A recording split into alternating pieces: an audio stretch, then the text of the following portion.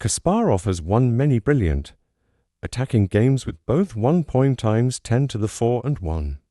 d4. Here he pursues an open game. Kasparov is probably the greatest opening theoretician of all. Timed so it makes sense to avoid main. Lines against him. Topalov selects the less common poke defense, but now he runs the risk of getting in trouble not because he is out-prepared, but because the opening may be slightly dubious at the highest level.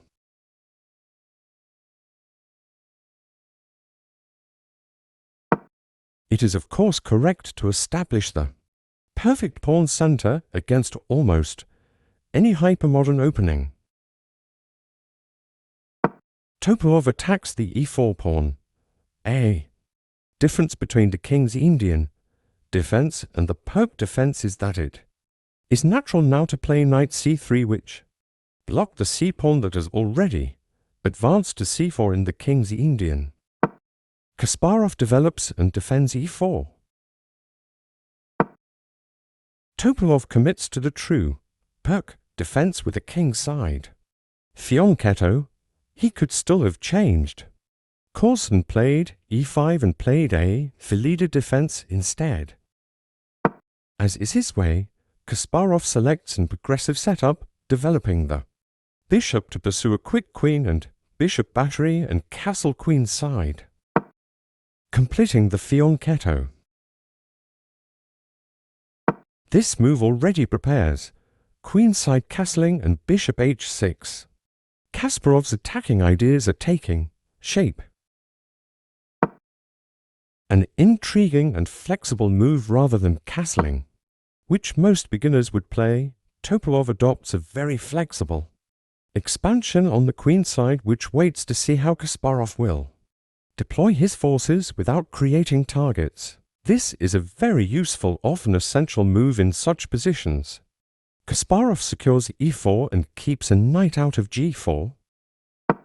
Topalov expands on the queen side, creating prospects for an attack on white's king after castle queen side, thinking about inconveniencing the c3 knight after b4 and giving space to the bishop c8 to develop.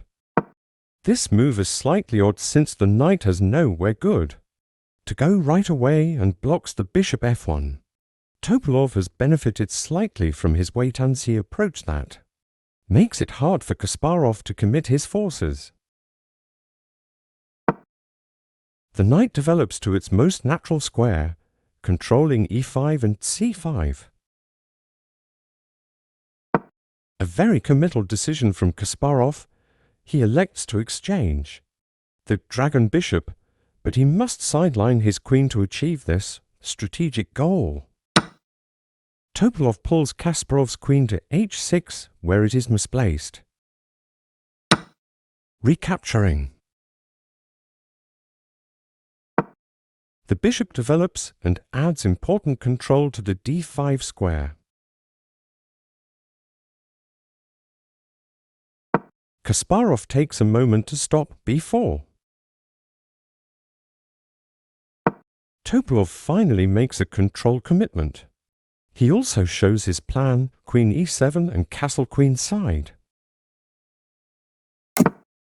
Now that Topalov has committed, Kasparov does too, e5. Weakens the d-file, and it is the perfect time to castle and put a rook on it. Topalov places the queen in a perfect spot. It defends the dark squares on all sides of the board and secures e5. A grand master move. Kasparov is patient and places his king on the safer b1 square and frees c1 for his e2 knight. Topalov secures b5 as d5 could have created problems. The knight repositions and frees the f1 bishop. Topalov finally castles. In a classical sense, it is only here that we have left the opening, as both players are mostly developed and are castled. The knight finishes its journey and has a possible new target, a5. Topalov can find no further improvements, so he decides it's time to release the central tensions. Although his king is open, he is hoping he's better centralized. Pieces can benefit from central action. Recapturing with the knight was of roughly equal value. The b7 bishop is released with a gain of tempo on the rook. The rook retreats to the first rank. This one move activates both the knight and the rook d8. In the fight for d5, black hopes to advance d5 soon. Kasparov needs to active his f1 bishop and h1 rook, so he prepares bishop h3. Topalov simply anticipates bishop h3, check. This complex phase sees several inaccuracies from both players. Kasparov plays to trade off the b7 bishop, but Topalov can. Let him have it and use the time gained to break in the center. Topalov keeps the bishop, but he did not have to do so. Kasparov develops the bishop, but it would not be so useful on h3 had Topalov responded accurately. Topalov finally strikes out. His king is opened up, but his pieces are activated. Black is even better. The queen recentralizes with a check. She's been longing to do so. Topalov's king appears to be fairly safe on a7. Kasparov finally develops his last piece. Topalov keeps the f-file from opening and asks the knight to passively retreat. Kasparov strives to avoid passivity and advances so as to avoid the e-file. This is the move which commits Kasparov to a sacrificial path, as at a minimum he will lose a pawn on d5. This is the correct knight to capture with, as the black king has access to b6 now. Opening the e-file. The queen blockades the pawn, which appears to be a goner. A thunderous move. Kasparov sacrifices a rook in the hope of a mating attack. Topalov has a huge decision here. Should he accept the audacious sacrifice or decline?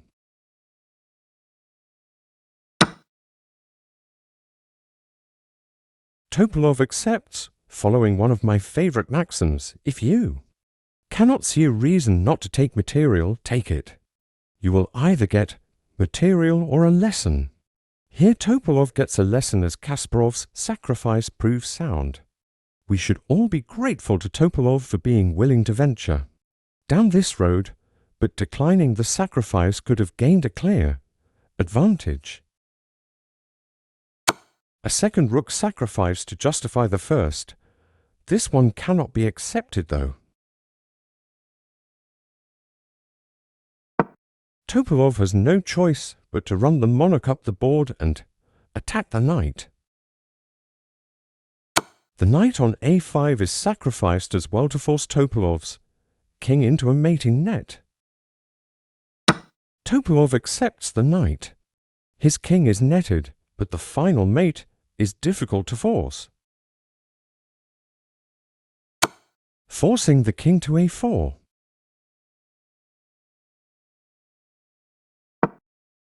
Can the king survive here? Kasparov threatens mate with queen b3. He's combining ideas of queen b3, mate, and rook a7, a6, mate, to stretch Topalov's defenses to the maximum.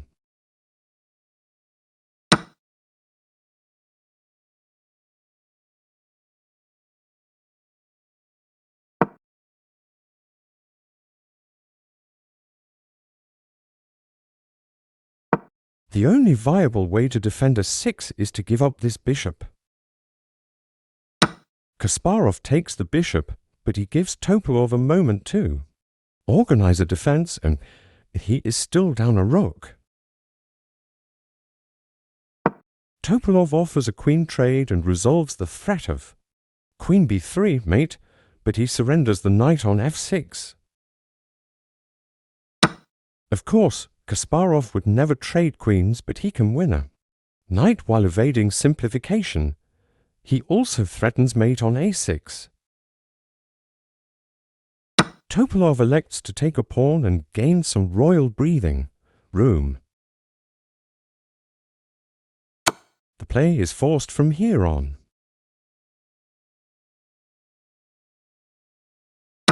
Topalov has eliminated the dangerous a3b for pawns.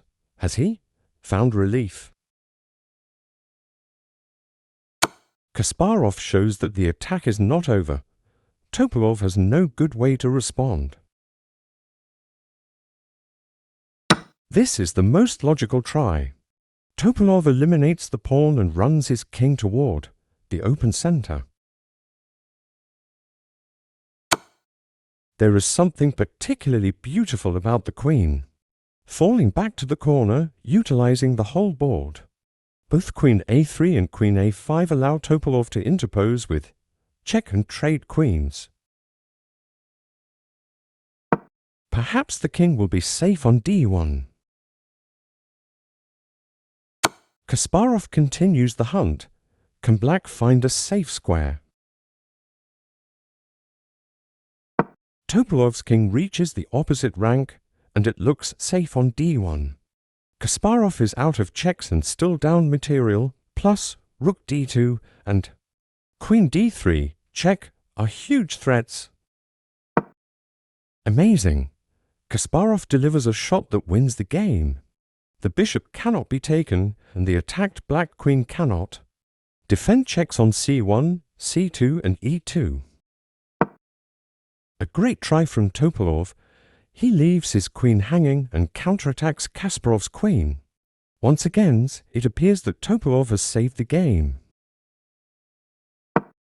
Kasparov has all the answers. He pins the d2 rook and renews his threat of the black queen, plus he now threatens mate on d2. Topalov has no choice. He must take the rook and surrender his queen. Cashing in.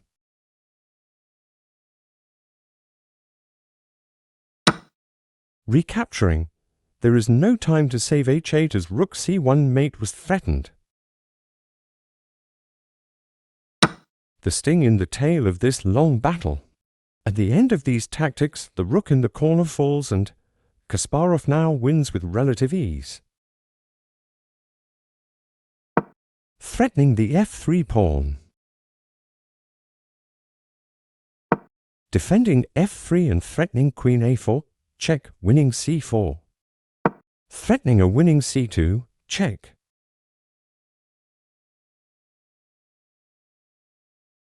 Resolving the c2 threat and pushing black's king away.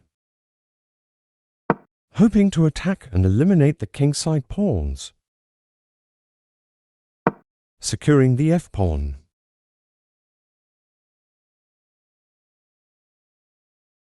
Also securing a loose f-pawn.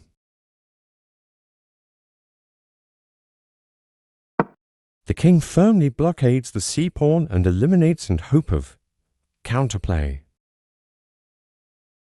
Attacking h2. Defending h2 due to queen g1, check and threatening. Both queen e3, check and queen capture a7. Topalov selected a good moment to resign here. Thank you for watching the video. Don't forget to give us a like and subscribe.